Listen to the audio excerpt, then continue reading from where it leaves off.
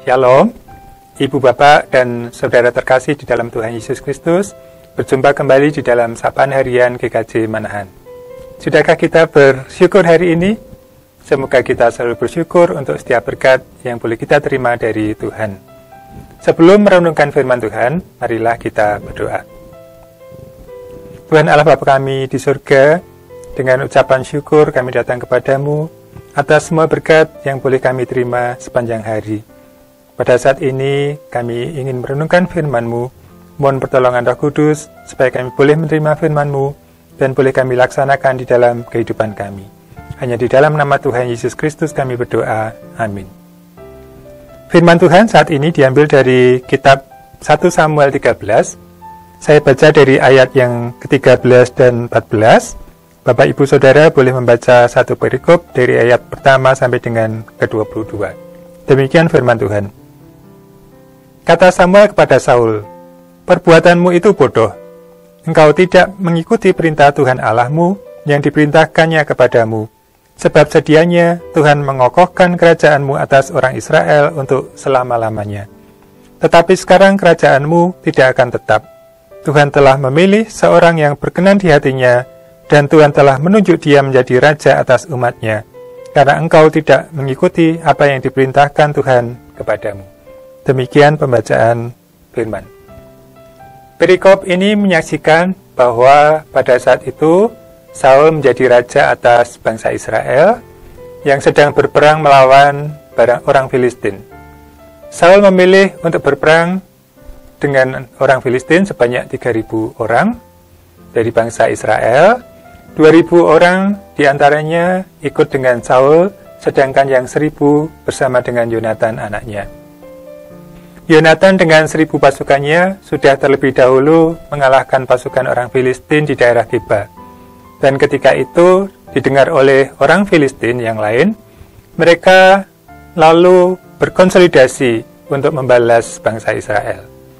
Jumlah pasukan Filistin yang berkumpul saat itu sebanyak 3.000 kereta, 6.000 orang pasukan berkuda, dan pasukan berjalan yang banyaknya disebutkan pada ayat yang kelima, sebanyak pasir di tepi laut.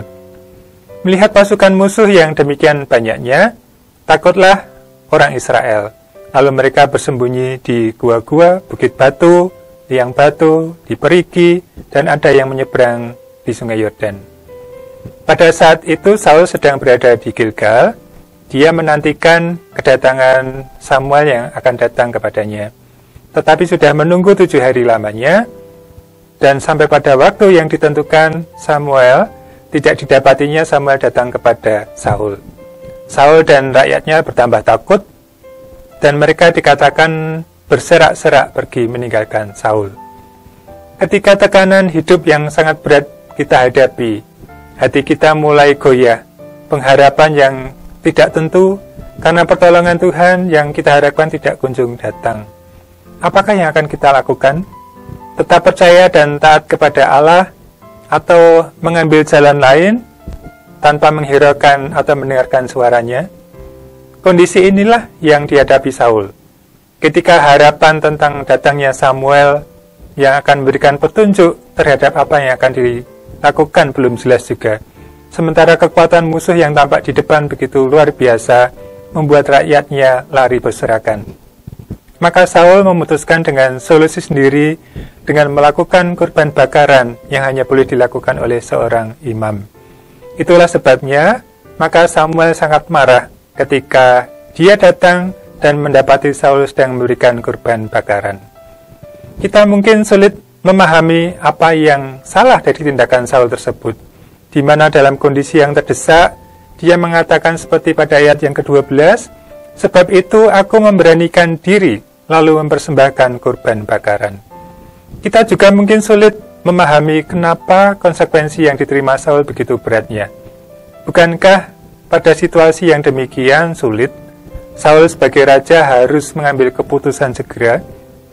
Satu hal yang sangat penting yang dilupakan Saul adalah bahwa ia seharusnya selalu melihat kepada Allah, selalu datang dan taat kepada Allah di dalam menghadapi apapun. Itulah kegagalan Saul. dan dia harus menerima konsekuensi yang berat atas kegagalannya itu, seperti pada ayat yang ke-14. Tetapi sekarang kerajaanmu tidak akan tetap. Tuhan telah memilih seorang yang berkenan di hatinya, dan Tuhan telah menunjuk dia menjadi raja atas umatnya, karena engkau tidak mengikuti apa yang diperintahkan Tuhan kepadamu. Demikian kata Samuel. Saudara-saudara terkasih, apa maknanya dalam kehidupan kita sehari-hari? Kita sering berhadapan dengan masalah. Masalah itu tidak juga selesai-selesai. Pertolongan Tuhan yang kita minta juga tidak segera datang. Kita lalu menjadi takut dan bingung. Pengharapan kita mulai goyah. Janganlah kemudian kita mengambil jalan pintas. Bisakah kita selalu memandang ke atas kepada Allah kita dan dengan setia tetap memohon pertolongannya? Adakah seorang tua membiarkan ketika anaknya sedang menghadapi masalah? Kita adalah anak-anak Allah. Kita harus yakin bahwa Allah tidak akan tinggal diam melihat anak-anaknya menghadapi masalah, dan tangannya pasti terulur untuk menolong kita. Oleh karena itu, kita harus tetap setia dan taat kepada Tuhan dan selalu melaksanakan firman Tuhan. Amin.